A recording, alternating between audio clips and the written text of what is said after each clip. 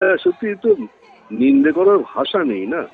হুম ব্যাপারটা হচ্ছে যে একটা একটা সভ্য সরকার চলছে, হুম এরকম একটা নৃশংসতা হুম এবং বিনা দোষে এই হুম ছেলেগুলো শাস্তি পাচ্ছে। হুম শুধুমাত্র একটা অপরাধ, সরকারের তাদের যে কুকীর্তি, হুম সেই কুকীর্তির জন্য এরা শাস্তি পাচ্ছে।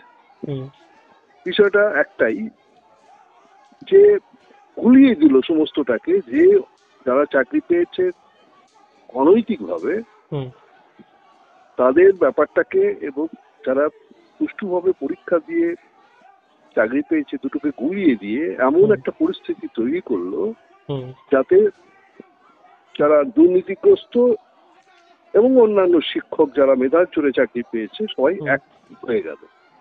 হুম শুধু তো এটা অর্থনৈতিক বিষয় নয়, না একটা সামাজিক সম্মানের বিষয়, হুম যে মানুষ বুঝতে পারছে না। কোথাও কোথাও শুনছি বলছে, এই তোদের স্কুলে কটা উইকেট পড়লো।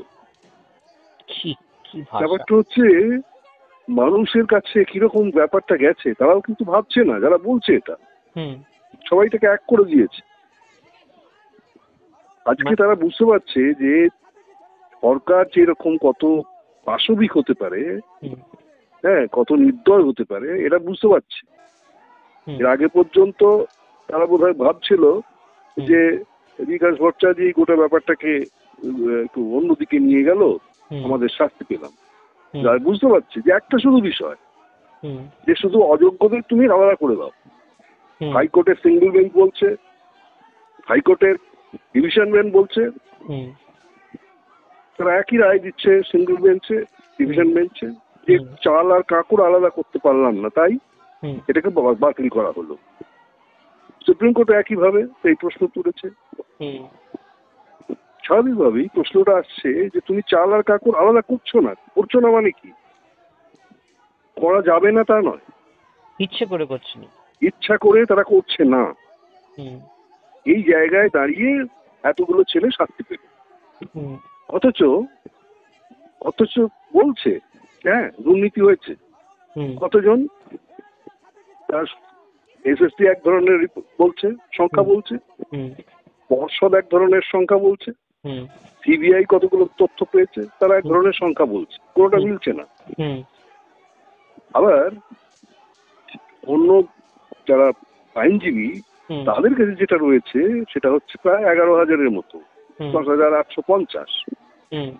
যদি সরকার এরই মধ্যে এই 8,000, এই 10,850 সেই সংখ্যাটাকে মেনে নিত, তাহলেই কিন্তু বাকিরা বেরিয়ে যেত সবাই। কিন্তু তার একটা অন্য কারণ আছে, কারণ এটা যদি মেনে নেয় তাহলে পিটিয়ে ছাল তুলে দেবে যারা টাকা নিয়েছে তাদের। যারা টাকা দিয়েছিল তাকে চাকরিটা চলে যাবে, সুতরাং তাদের এই যে এই ভয় থেকে যে টাকা তারা তো সবই আত্মসাৎ করে ফেলেছে।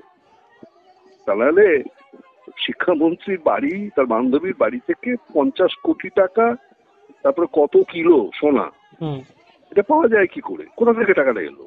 আর কেন বাড়িতেই রইল? যদি মানে টাকাগুলো যদি সাদাই হবে তাহলে বাকির বাইরে থাকার কথা নয়। তাহলে এইরকম একটা অবস্থায় দাঁড়িয়ে এতগুলো ছেলে, তাদের এতগুলো বছর চলে গেল, তারপরে এসে একটা অদ্ভুত ধরনের হাস্যকর একটা সভা করলো, যে সভাতেও সে অপমানিত হচ্ছে মুখ্যমন্ত্রী। এই যে জায়গাটা দাঁড়ালো, ভাবতে অবাক লাগছে যে সেই আরজি কর কাণ্ডের ঘটনা থেকে আরম্ভ করে আজকের এই ঘটনা, প্রত্যেকটা ক্ষেত্রে সরকার তার সমস্ত দায়কে ঝেড়ে ফেলতে চাইছে এবং সরকার নিজে তথ্য প্রমাণ লোভ করে গোটা ব্যাপারটাকে গুলিয়ে দিচ্ছে, গুলিয়ে দিয়ে এই জায়গায় নিয়ে গেছে। সুতরাং আজকে একটা জিনিস কোথায় ছাত্রছাত্রীরা বুঝতে পারছে, সমস্ত মানুষ বুঝতে পারছে যে এইরকম একটা সরকারের হাতে একটা রাজ্যের ভার দেওয়া চলে না। ঠিক, এইটা একটা কিন্তু খুব গুরুত্বপূর্ণ জায়গায় এসে দাঁড়িয়েছে। ঠিক। আজকে অনেকে বলছে আজকে হাইকোর্টে কি হলো, আজকে সুপ্রিম কোর্টে কি হলো, মমতা ব্যানার্জি কি জেলে যাবে ইত্যাদি, প্রশ্নটা এখানে নয়। আমি আজকে সকালেই এক জায়গায় বললাম যে এই যে আদালতের উপর নির্ভর করছে আমরা, এটা আদালতের উপর খুব বেশি ভরসা করার জায়গা নেই। আদালত কতগুলো জায়গায় তারা সীমাবদ্ধ, তার তথ্য প্রমাণ ইত্যাদির ভিত্তিতে তাদের যে রায়দান ইত্যাদি ইত্যাদি চলে। মানুষের গণবিক্ষোভ, গণ আন্দোলন ব্যাপকভাবে যদি তৈরি না হয় তাহলে একে ক্ষমতাচ্যুত করা যাবে না। ঠিক ঠিক। এই যে একটা জায়গায় এসে দাঁড়িয়েছে আজকে, মানে সেই আরজি করের কাণ্ডই হোক, কামদুনি হোক, আর এই চাকরি যাওয়া, শুধু এটা নয়, এরপরে আবার প্রাথমিকও সে একই জিনিস চলছে। মানে পরিকল্পিতভাবে শিক্ষা ব্যবস্থাকে ধ্বংস করে দেওয়া, কলুষিত করে দেওয়া চেষ্টা, এইটা হচ্ছে পরিকল্পিতভাবে চলছে। এবং শিক্ষাকে বেসরকারিকরণ, যাতে সবাই এই সরকারি শিক্ষা ব্যবস্থা তার উপরে আস্থা হারায়, হারিয়ে বেসরকারি শিক্ষা ব্যবস্থার উপর তারা যাতে নির্ভরশীল হয়ে পড়ে তার জায়গায় নিয়ে যাচ্ছে। কেন্দ্র এবং রাজ্য সরকারের তাদের যে ডাইরেকশন অফ অ্যাটিটিউড সেটা কিন্তু একটাই, সেটা হচ্ছে এই অনৈতিকতার উপর দাঁড়িয়ে গোটা ব্যবস্থাকে ধ্বংস করে দাও। এই জায়গা থেকে পশ্চিমবঙ্গকে তুলে আনা খুব কঠিন কাজ। এবং আজকে শুভবুদ্ধি সম্পন্ন সমস্ত মানুষ যদি রুখে না দাঁড়ায় তাহলে কিন্তু পশ্চিমবঙ্গ এমনি ধ্বংস হয়ে গেছে। যে সম্মানটুকু ছিল বাইরেতে বাঙালি হিসেবে যে সম্মান পেতাম সেটা কিন্তু সব ধুলোসাৎ হয়ে গেছে। সুতরাং ভাবতে হবে মানুষকে, এদিন বেশি দিন চলতে পারে না।